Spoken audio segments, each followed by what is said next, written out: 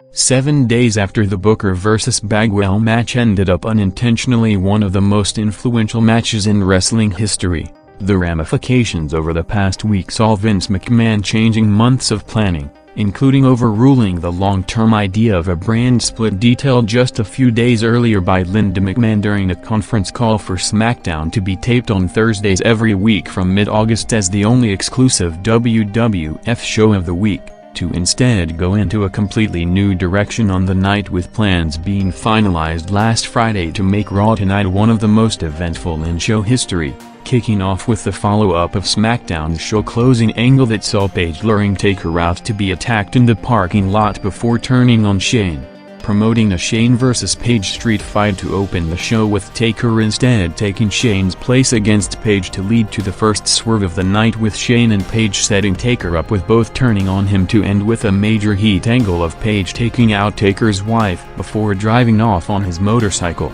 with Raw continuing to trend upwards as the first quarter saw the show opening with over 5.2 million viewers in the most watched opening segment in month.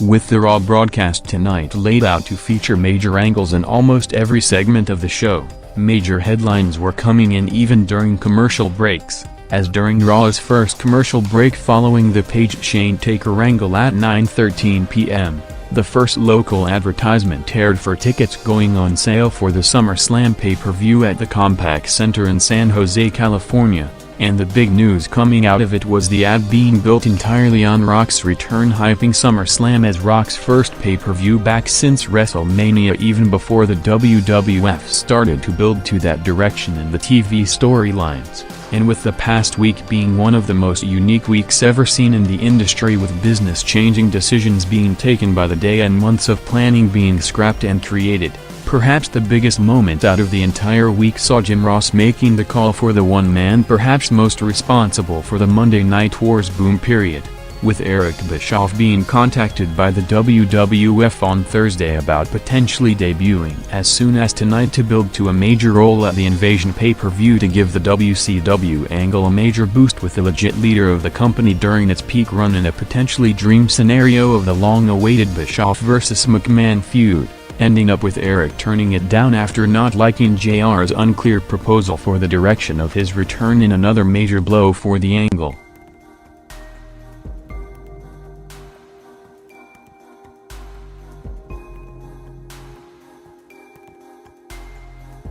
After being encouraged by Austin to make the challenge, Kurt Angle went into Booker's locker room to set up a big first-time ever match for tonight, with Booker vs. Angle for the WCW title and the first legit WWF vs. WCW clash, with Raw Tonight coming from WCW territory in the first ever WWF show at the new Phillips Arena, which opened 2 years ago, as with the company running the much bigger Georgia Dome since returning to the Atlanta market for the first time in years in October '99. Tonight was the first time the company booked the Phillips Arena instead of the bigger stadium to make its debut in the building, with Raw jumping over 600,000 viewers to peak the first hour with a 4.6 rating for its second 30 minutes, seeing a Big Show vs. Jeff Hardy match followed by the build-up to the Angle Booker match coming up, with Vince, Austin and Shane hyping up Angle and Booker on the way to the ring, averaging close to 6 million viewers for the full hour in the most watched 9 to 10 p.m. hour since April.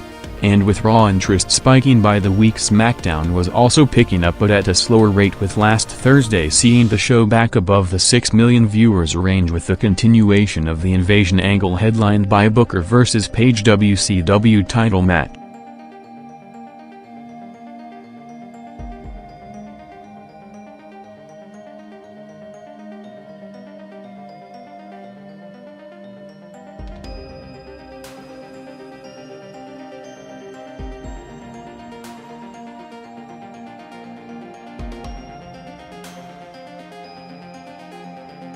Booker T vs. Kurt Angle in the promoted first ever WCW vs. WWF inter-promotional match, along with it being the first legitimate high-profile clash between two major players synonymous with both companies, opened Raw's second hour with Angle and Booker going 8 minutes to see a unique dynamic with the crowd despite being in the former home base of WCW in Atlanta, seeing Angle as the clear babyface in the match with a primarily WWF audience, ending up with Angle who for the first time in his career working as a top babyface, having the match won twice with him isolated against Shane and Booker after telling Austin and McMahon not to interfere minutes earlier, setting up another major spot towards the finish with Earl Hebner taking out Nick Patrick with a spear to see the building exploding, with Booker going over to retain after a belt shot to the head, with the match seeing Raw continuing to climb with over 700,000 viewers to enter the 5 rating range for the first time on the night and stay there for the rest of the second hour.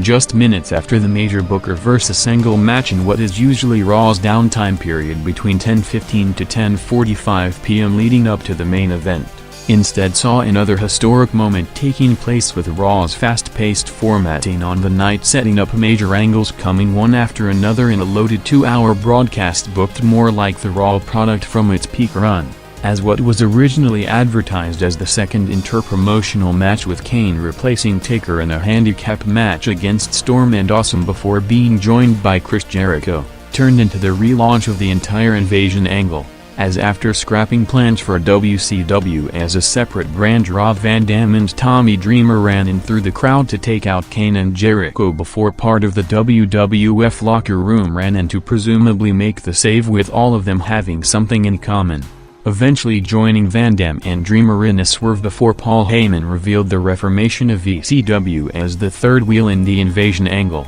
saying that for months he sat next to JR like a corporate sellout promoting the WWF vs. WCW feud with no one mentioning ECW, saying that the group in the ring is too extreme for either Vince or Shane and all of them are rejoining ECW to take the Invasion to the extreme, revealing part of the new direction rewritten for the angle during the week, with ECW being added to the mix even before the WWF and WCW had their first official clash, as the ECW turn saw the segment doing a 5.1 rating in the highest rated full quarter of the night, with the loaded second hour overall which saw almost no downtime on the night, averaging over 6.9 million viewers, indicating a massive boost of interest coming off the past 2 weeks of storylines and the most watched hour of Raw since before the recent slide started on April 9th, continuing the turnaround that saw Raw being threatened to drop below 5 million viewers to the show now again hovering around 7 million in a span of a few weeks,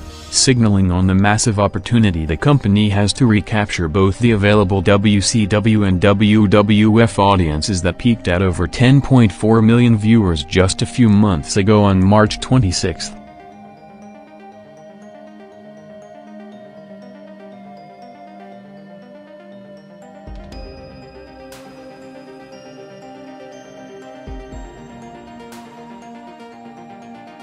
After setting it up minutes earlier with Vince and Shane agreeing to join forces for one match against the invading ECW, the main event of one of the most newsworthy nights in Raw history continued to make headlines with a promoted 20-man tag match involving 5 wrestlers from WWF and WCW against the 10 wrestlers recently debuted or turned in the ECW group, seeing the WWF and WCW wrestlers turning on each other before ECW came out with them eventually walking to the ring through the crowd seconds past 11 p.m., revealing the swerve of Shane and Heyman setting Vince up to join forces against the WWF 2 weeks to Invasion, closing the show with another major announcement with Shane revealing the new ECW owner as Stephanie McMahon to leave Vince and the WWF isolated against the new alliance, with the show closing segment gaining over 1 million viewers to peak the night at a 5.6 rating with over 7.6 million viewers,